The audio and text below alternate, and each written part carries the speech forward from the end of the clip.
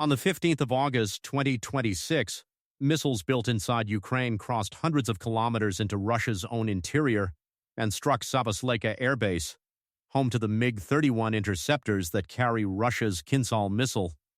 Ukraine's President Volodymyr Zelensky confirmed the strike hours later, calling Savasleyka the base where the carriers of Russian missiles that strike our cities and villages are based, reached, he said, by Ukraine's long-range sanctions. The weapon, Flamingo, a 6,000-kilogram cruise missile carrying a warhead over 1,100 kilograms, about 2,500 pounds. This is not the first time this base has been hit. Russia has spent 3 years building one of the densest layered air defense networks anywhere, specifically to stop weapons like this one, hundreds of kilometers out. So why does something keep getting through? Flamingo carries the internal designation FP5, built by a Ukrainian manufacturer called Firepoint, a company almost nobody outside the defense trade had heard of 18 months ago. Firepoint's own published figures put the airframe at 12 to 14 meters long, roughly the length of a school bus, with a 6-meter wingspan and a launch weight near 6,000 kilograms, about 13,000 pounds. An AI-25 TL turbofan, the same engine family that powers Soviet-era jet trainers, drives it to a cruise speed, the company states, near 850 to 900 kilometers an hour, after a solid fuel booster gets it off the rail. The company states a maximum range near 3,000 kilometers, roughly 1,860 miles, guided by satellite navigation with an inertial backup, accurate on paper to around 14 meters. The warhead alone is rated at more than 1,100 kilograms, about 2,535 pounds, more than double what most cruise missiles in this weight class carry. None of these figures come from an independent test. They are the manufacturer's own numbers, worth remembering every time this script cites one. Ukraine's Navy has operated Flamingo in some capacity since 2025, even though this is a land attack weapon aimed hundreds of kilometers inland. That reflects which procurement office first fielded it, and says nothing about its actual role. Flamingo sits at the heavy end of Firepoint's product line. The same company builds the FP1, a smaller one-way attack drone in service since late 2024, with a stated range near 1,600 kilometers and a modular warhead between 60 and 120 kilograms, priced at roughly $55,000 a unit. Firepoint says that cheaper line already supplies a majority of Ukraine's deep strike drone needs. A company running that kind of volume on a cheap airframe is now scaling a heavier missile behind it. One quick note here, since this is just past the setup: if sourced breakdowns like this are useful, subscribing is what keeps them coming. Now, the base this missile was built to reach. A missile this size needs a target worth spending it on, and Ukraine picked Savasleyka deliberately. Its resident unit, the 4th Center for Combat Application and Aircrew Retraining, known by its Russian abbreviation TSBP-IPLs, trains and hosts the MiG-31 interceptor, including the MiG-31K and MiG-31I variants that carry Russia's Kinzhal air-launched ballistic missile. A base that trains Kinzhal crews is a military target in its own right. It sits far enough into Russia's own territory that for most of this war it counted as functionally out of reach.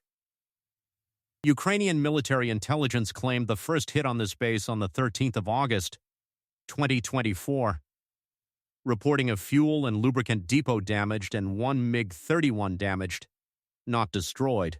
3 days later, on the 16th, Ukraine struck again, this time reportedly destroying that MiG-31 outright along with 2 Il-76 transport aircraft, with roughly 5 more aircraft reported damaged.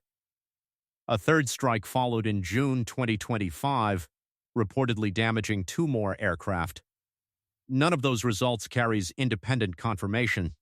Each is a Ukrainian government claim, but the strikes themselves are documented across multiple outlets, 3 separate times, against the same defended base. Start with the layer meant to catch a threat first, the S-400 Triumph. and its longest-reaching interceptor, generally known as the 40N6 family. Russia's own forces field the 40N6, export customers the 40N6E, and Russian and Western sources alike rate it near 400 kilometers, about 250 miles, with an engagement ceiling reported near 30 to 35 kilometers.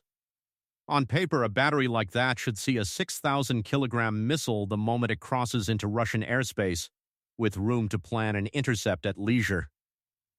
The gap between that paper range and what actually happens comes down to a limit no radar on Earth escapes: the radar horizon. Radar energy travels in essentially a straight line, and the Earth curves away beneath it, the same reason a ship's mast is the last thing to vanish over open water and the first thing to reappear as it returns. A radar tracking a target at high altitude holds its lock across the full advertised range. Aimed at a target skimming close to the ground, that same radar loses the signal to curvature and terrain well inside that range, because the line of sight runs out long before the distance rating does. This is exactly why Russia fields mobile mast radars, the 40V6M and 40B6M, built specifically to lift the S-400's antenna higher and claw back some of that lost horizon against low-terrain hugging threats. Nobody hauls masts into the field for a limitation that never shows up in practice. Flamingo's own published ceiling tops out near 5,000 meters, and a strike profile flown as low as the airframe allows trades fuel efficiency for time spent below a defending radar's line of sight. The lower it flies, the later any single ground radar picks it up, and the less time remains to run a defender's full engagement chain: detect, classify, assign a weapon, fire, guide the interceptor home, before impact.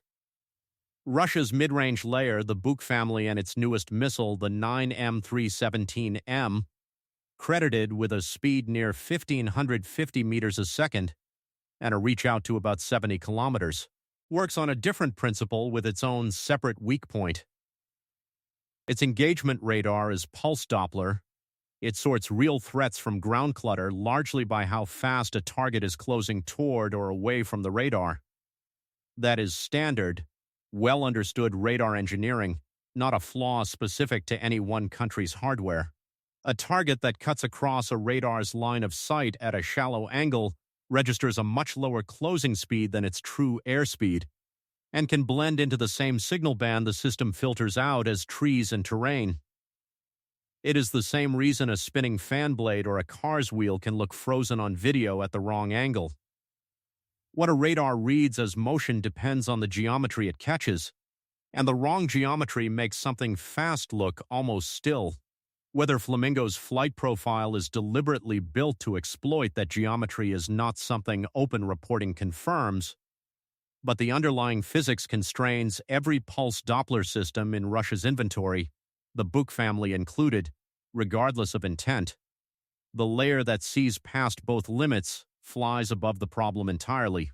Russia's Beriev-50 airborne early warning aircraft carries a radar looking down instead of out, which erases the ground radar horizon problem by definition. From altitude, there is no terrain left to hide behind. It is also Russia's scarcest asset in this chain. Ukraine has been credited with downing 2 A-50s in 2024, on the 14th of January and the 23rd of February. Moscow never officially confirmed the January loss, which surfaced only through Russian military bloggers. Russia effectively confirmed the February loss months later, when its own investigative committee issued an arrest warrant for the Ukrainian officer it says destroyed the aircraft. Russia is estimated to operate only around 7 A-50s in total, so losing even one strips a meaningful share of that fleet. If the network identifies a target in time, Russia's next option is scrambling a MiG-31 interceptor, the same aircraft type Savasleyka trains and houses. Its R-37M missile, credited with a range near 300 kilometers and flight speeds reported up to around Mach 6, is designed for this kind of long-range intercept against a subsonic target. A short-range R-73, and an internal GS-6-23 rotary cannon back that up if the intercept fails or a target closes to visual range. Every one of those options depends on solving the same upstream problem first. No controller can vector a MiG-31 onto a target the ground network, and the A-50 have not already found and tracked with enough lead time. The last line, if everything else fails, sits at the target itself.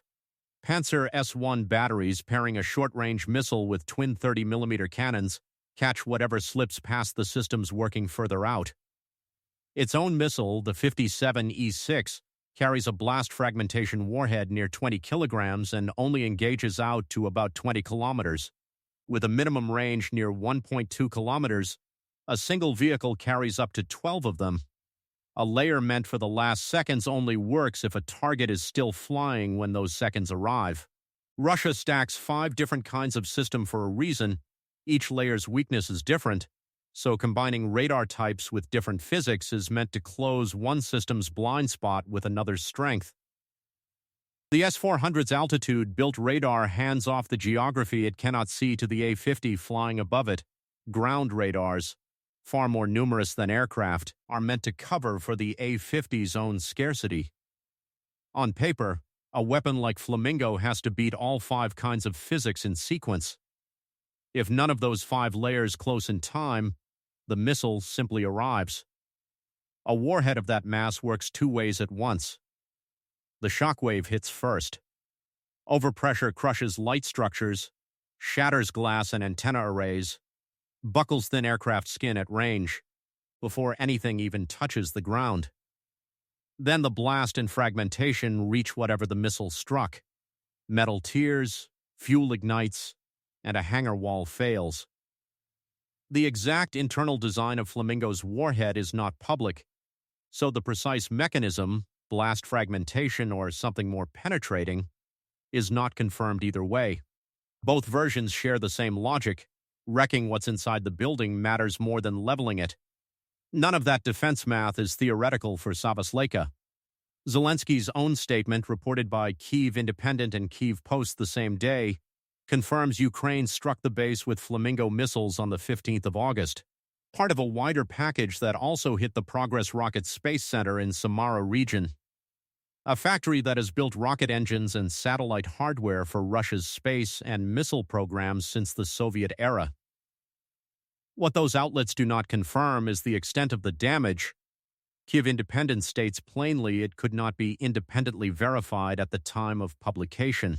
Treat the strike and the weapon used as confirmed, on the record, by Ukraine's own head of state. Treat the damage claims and the 3 earlier strikes on this same base in 2024 and 2025 as reported and claimed rather than independently verified, exactly as Part 1 labeled them. What is not in question is the pattern. 4 separate times since 2024. A Ukrainian weapon has reached a base sitting behind an S-400, a Buck network, MiG-31 interceptors based on sight, and Panzer point defense. A defense stack that layered failed to stop even one of 4 separate attempts over 2 years. And the reason has more to do with resource math than with any single radar losing a duel. A single 40N6 interceptor is a finite round fired at a target the radar horizon only reveals in the last useful minutes of an engagement, against uncertain odds of a clean intercept. Russia cannot commit an A-50, one of roughly 7 in its fleet, to standing overwatch on every possible approach into its own interior, not after already losing 2 to far cheaper systems. A MiG-31 scramble burns fuel, airframe hours, and pilot readiness on an intercept that only works if everything upstream already worked first. No source describes exactly what happened in the skies over Nizhny Novgorod on the 15th of August, so this is the documented shape of the problem Russia's doctrine has to solve every time, not a reconstructed account of that specific afternoon. Ukrainian officials have not disclosed the launch site, flight path, or number of missiles used in this particular strike, which fits the operational security around a weapon system still scaling toward full production. Ukraine's broader drone war has already shown one way to make that problem worse on purpose: cheap decoys. Both sides have fitted small, otherwise unarmed drones with Lundberg lens reflectors, hardware that can inflate a target's radar reflection far beyond its true physical size. On a defender's screen, a drone worth a few $100s can register like a target worth defending against. The tactic forces a defender's radar and interceptors to spend attention and expensive missiles on targets that were never the real threat. Whether that tactic played any role at Savasleyka is not documented, but it is a real, confirmed piece of the saturation logic now shaping strike packages on both sides. Firepoint has stated a production target of 210 missiles a month. Whether that figure is fully realized is unconfirmed by independent audit. But even a fraction of it, sustained month over month, shifts that arithmetic well beyond what any single intercept can answer. A defender can win almost every individual engagement in a chain like this and still lose the war of attrition if the attacker's factory floor outpaces the defender's ability to keep every layer, every scarce A-50, fully staffed and replaced. The damage at Savasleyka goes well past the hardware sitting on a ramp. The base's whole function is training and requalifying the crews who fly the MiG-31K and MiG-31I, the only aircraft that carries Kinzhal. Every runway crater, every damaged simulator or maintenance bay slows the pipeline that produces qualified crews. That cost outlasts any single lost jet, and it compounds every time the base gets hit again. This does not erase Russia's air defense capability as a whole. Its intercept layers, radar horizon limits and all, still stop most of what comes at Russian airspace, though the exact interception rate is a figure only Russia's own military publishes and should be read as a claim, not an audited number. What has changed is narrower. Distance alone no longer buys a target real safety, because altitude and radar physics, more than geography, decide most of what a defender can see in time to act. Two things are worth watching from here. First, whether Firepoint's production numbers hold up under independent scrutiny, because a missile line producing at real scale, month after month, rewrites a defender's math far faster than any single strike does. Second, whether Russia answers with more interceptors bolted onto existing bases, which does little against a radar horizon problem, or with the harder fix, more mobile radar coverage and wider dispersal of the aircraft this whole chain is there to protect. Independent confirmation of what the 15th of August strike actually destroyed when it comes will most likely arrive through satellite imagery analysts of the kind cited by the Institute for the Study of War, or ORIX, the same open-source community that has tracked this base's earlier strikes 4 times now since 2024, by 3 different methods. A base that was supposed to sit safely inside Russia's interior has been reached anyway. Whether that repeats depends less on any single radar or interceptor than on whether a factory in Ukraine keeps building missiles faster than Russia can rebuild the defense around a base like this one.